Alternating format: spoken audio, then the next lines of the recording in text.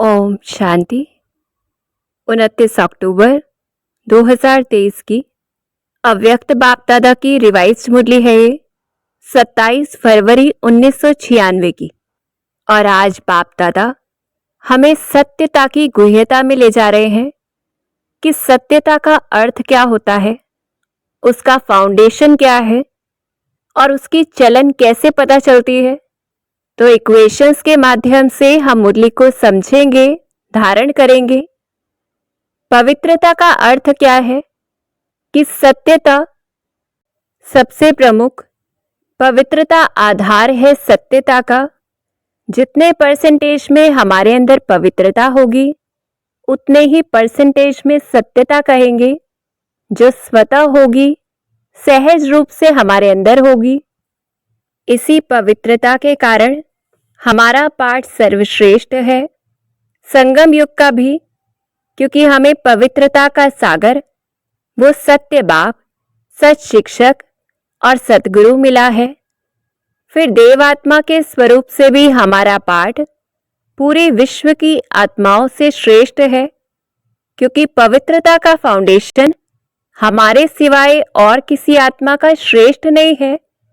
हम आत्मा के स्वरूप से भी और शरीर के स्वरूप से भी दोनों रूप से पवित्र है। और पवित्रता नेचुरल रूप में है, नेचर है, जहां पुरुषार्थ करना नहीं पड़ता है, जो हमारा संस्कार बन चुका है, इसलिए मेहनत नहीं है। अपवित्रता का नाम निशान भी नहीं है, मालूम ही नहीं है कि अपवित्रता भी कुछ होती है। इस समय का पुरुषार्थ वहां नेचुरल हो जाता है। तो नशा रहे हमें कि आधा कल्प हम पवित्र रहते हैं और प्रकृति और सर्व आत्माएं सहयोगी बनती हैं, इस कारण वो पवित्रता आधा कल्प कायम रहती। अब उसी पवित्रता अर्थात सत्यता को हमें फिर से कैसे धारण करना है, तो सत्यता का अर्थ समझना है। सत्य जिससे पवित्रता की हमारे अंदर शक्ति आई, वो कौन सा सत्य है? एक तो अपना सत्य आत्मा स्वरूप, दूसरा बाप के सत्य स्वरूप की स्मृति, और तीसरा सृष्टि चक्र और उसमें हमारा क्या पार्ट है इसकी स्मृति। तो इन तीनों स्मृति से हमारे अंदर पवित्रता की शक्ति आई और यही संपूर्ण सत्य स्वरूप है। सत्यता या पवित्रता की शक्ति सदा रहती है इन तीनों की स्मृति से। साथ में सच बोलना, सच करना, वो ऑटोमेटिक हो जाता है। तो जैसे आत्मा, परमात्मा और ये प्रकृति अर्थात पूरा चक्र बना बनाया है, सत्य है, अनादि है, तो इसकी स्मृति से ही हमारे अंदर भी सत्यता आती जाती है। तो इसलिए बाबा अंडरलाइन कराते कि सत्यता वास्तविक रूप से कब आएगी?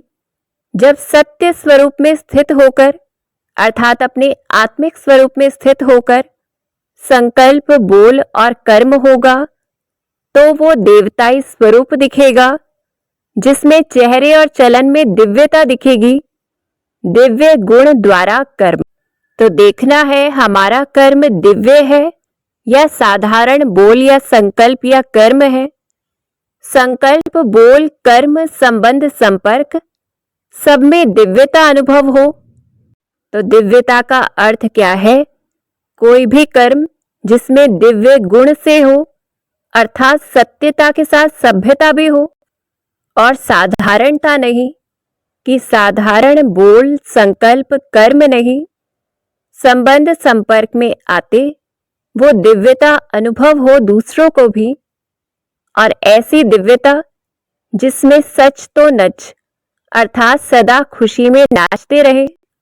तो अपने सत्य स्वरूप में स्थित होकर किया हुआ कर्म हमारे हर संकल्प को सत्य बना देगा, और यही सत्यता या पवित्रता का प्रैक्टिकल प्रमाण है कि कोई साधारणता न रहे। अब इस सत्यता को धारण करने में क्या विघ्न आता है? सबसे पहला तो बॉडी कॉन्शियस अर्थात जितना देही अभिमान में रहते, सत्य को जिद से सिद्ध करते, तो हमारे अंदर साधारणता आ जाती, चेहरे से खुशी गायब हो जाती, दिव्यता नहीं रहती, और उस समय हमें अपनी जीवन भी अच्छी नहीं लगती। संकल्प सदा सत्यता या पवित्रता के शक्तिशाली नहीं होते और कोई ना कोई पाप कर्म हो जाता, अर्थात कोई विकार के वश कर्म। और दूसरा कारण क्या रहता? व्यर्थ संकल्प, कि सच्चे लोगों का चलना तो मुश्किल है, ऐसे ढीले संकल्प सहन करने में कमजोर होते, तो असत्य का सहारा जरूर लेना पड़ता। और जब सहन शक्ति कम होती, असत्य का सहारा लेते, तो जमा का खाता बढ़ता नहीं है, बहुत ही कम होता। खाते में सहन शक्ति भी जमा नहीं होती, ग्रहचारी में आ जाते, महारथी नहीं कहलाएंगे। और अभी तो सोचते हैं कि मजा ले लें, पीछे देखा जाएगा, तो ये अल्पकाल का जो मजा है ये सजा के भागी बना देता। तो ढीला संकल्प कारण बनता, विघ्न बनता पवित्रता अर्थात सत्यता पे चलने के लिए। फिर तीसरा कारण बनता, एक दो को देखकर कॉपी करने लगते, सोचते हैं ये चालाकी करते हैं तो इनका नाम तो बहुत अच्छा होता है, हम सच्चे चलते हैं तो हम पीछे रह जाते हैं। अल्पकाल का नाम मान शान तो मिल जाता है, पर कच्चा फल खा लेते हैं। और फिर सारे कल्प अर्थात हमेशा के लिए प्रारब्ध का फल खत्म हो जाता है जब हम चालाकी करते हैं, संपूर्ण सत्यता पर नहीं चलते। तो देखना है सत्यता अर्थात जिसमें कुछ भी छिपा हुआ नहीं है, कोई भी मिलावट नहीं है। तो चेकिंग करनी है कि हम किस प्रकार से किसी भी बात को सामने रखते हैं। और चाहे देह अभिमान रूपी विघ्न हो या हल्के संकल्प का या एक दो को कॉपी करने का, सभी का सॉल्यूशन क्या है? पहला है ब्रह्मा बाप के जीवन को आगे रखना है, फॉलो करना है कि ब्रह्मा बाबा तो साकार में रहे, दुनिया की कितनी परिस्थितियां आई, साथ में बच्चों के रूप से भी परिस्थिति आई कि ब्राह्मण बच्चे वैरायटी होने के कारण उनके भी संस्कार मिलन के लिए कितनी रुकावटें आई। लेकिन ब्रह्मा बाबा ने क्या किया? संगठन और जिम्मेवारी के होते सत्यता की स्वस्थिति से विजय हो गए, संपूर्ण बन गए। तो अपने सत्य स्वरूप में स्थित होकर, अपने आप को जिम्मेवार मानकर, संगठन को साथ में लेकर जब हम कार्य करेंगे तो हम विजयी हो जाएंगे। और क्या किया ब्रह्मा बाबा ने? सत्यता या पवित्रता के लिए कितनी अपोजिशन हुई, लेकिन ब्रह्मा बाबा कोई चालाकी से नहीं चले, घबराए नहीं, सदा निर्भय। सहन भी किया तो सामना भी किया, और इससे क्या हुआ? सहन शक्ति जमा हो गई और सत्यता की शक्ति बढ़ गई, जिसमें झुकना भी पड़ा, हार भी माननी पड़ी। पर उस समय के लिए ऐसा लगता है जो हार होती है, पर वो सदा की विजय है। सत्य समय प्रमाण स्वयं सिद्ध भी हो जाता है। तो ऐसे ब्रह्मा बाबा को देखना है, सत्यता में ही निर्भयता भी आती है, सहनशीलता भी आती है और धैर्य भी आता है, साक्षी भाव भी आता है, तो एक शिव बाबा पर निश्चय भी आता है। तो पहला सॉल्यूशन है ब्रह्मा बाबा को सदा सामने रखना। दूसरा याद रखना है आधार लेने वाली मैं आत्मा हूं, शरीर से काम कराते हुए भी कराने वाली मैं अलग हूं, ये प्रैक्टिस करनी है। क्योंकि बॉडी कॉन्शियस की जो बातें हैं उनसे हम ऊपर हो जाते हैं जब जितना आत्मिक स्थिति का अभ्यास करते हैं। जितना कर्म करते आत्मिक स्थिति का अभ्यास करते हैं। फिर तीसरा सॉल्यूशन है जो कर्म करते कर्म से भी न्यारे हो जाना कुछ सेकंड के लिए, अशरीरी बनने में निराकार बाप को फॉलो करना है। सारे दिन में बीच बीच में जितना हो सके बार बार ड्रिल करनी है अशरीरी बनने की, कि संकल्प किया मैं अशरीरी आत्मा हूं और एक सेकंड में सब कुछ भूल एकदम अशरीरी। जितना हम ये अभ्यास करेंगे तो नेचुरल हो जाएगा। फिर जब चाहे अशरीरी होंगे, जब चाहे शरीर में आएंगे, न्यारे और बाप के प्यारे बन जाएंगे। और विशेष बात, कि लास्ट समय अशरीरी बनने में हमें बहुत मदद मिलेगी। तो बाप दादा ने भी ड्रिल कराई, ऐसे हम बार बार ड्रिल करें अशरीरी बनने की। और जब इस सत्यता को हम संपूर्ण धारण करेंगे तो ही सच्चे महारथी कहलाएंगे, जिसके चेहरे से चलन से अनेक आने वाली आत्माओं को दिव्यता का अनुभव होगा। ऐसे सच्चे महारथी जो परिस्थिति को देखकर सत्यता से जरा भी किनारा नहीं करेंगे, दूसरों को चाहे पीछे भी दिखाई दे पर बाप के दिल में सदा आगे रहेंगे, सारे कल्प के प्रारब्ध में आगे रहेंगे, डायमंड बन जाएंगे। जरा भी रॉयल रूप का दाग छिपा हुआ नहीं।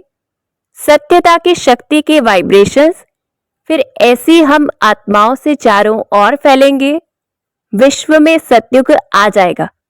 तो सार रूप में समझे तो सत्यता क्या है। अपने सत्य स्वरूप में जितना हम टिकेंगे, शिव बाबा के सत्य स्वरूप की स्मृति रहेगी कि वो सत्यता का सागर हमारे साथ होगा, तो हर कर्म में दिव्यता ऑटोमेटिक होगी, साधारणता खत्म हो जाएगी, सदा खुशी में हम नाचते रहेंगे, सहन शक्ति और निर्भयता भी आ जाएगी, क्योंकि स्वयं भगवान हमारा साथी है। तो मुख्य होमवर्क हमें क्या करना है, सिर्फ आत्मिक स्मृति में जितना कर्म करेंगे तो शिव बाबा ऑटोमेटिक याद रहेगा, चक्र याद रहेगा, और हर कर्म और हर संकल्प ऑटोमेटिक सत्यता प्रमाण होगा। तो बस एक होमवर्क करना है, बाकी चीजें अपने आप होंगी। और क्या करना है, सदा स्नेह के सागर में समाये रहना है। तो दुनिया की किसी भी बात की सुध-बुध नहीं होगी, सब बातों से सहज ही परे हो जाएंगे, सदा प्रेम में डूबे हुए रहेंगे। और भक्तों के लिए तो कहा जाता है खोए हुए रहते हैं, अर्थात उन्हें तो रास्ता भी नहीं पता, पर हम कैसे हैं जो समाये रहते हैं, ऐसे प्यार में समाये हुए जो दुनिया की स्मृति ही नहीं, किसी भी प्रकार का मेरा मेरा न रहे, सिर्फ एक बाप मेरा। तो जब सब मेरे खत्म हो जाएंगे, एक मेरा होगा, तो मैलापन समाप्त हो जाएगा, हम आत्माएं पवित्र बन जाएंगी, या ये कहे सत्यता हमारे अंदर संपूर्ण रूप से धारण हो जाएगी। फिर होली हंस बनना है, ऐसा जो बुद्धि में ज्ञान रत्नों को ग्रहण भी करे और दूसरों को भी कराए। तो ऐसे अंडरलाइन करना है, कोई भी संकल्प बोल कर्म हो, उसमें अशरीरी की प्रैक्टिस और साथ में आत्मिक स्वरूप से हर कर्म। तो सत्यता की अथॉरिटी हम भी बन जाएंगे, पवित्रता संपूर्ण रूप से धारण हो जाएगी। तो अंडरलाइन करना है, होमवर्क करना है। अच्छा, ओम शांति।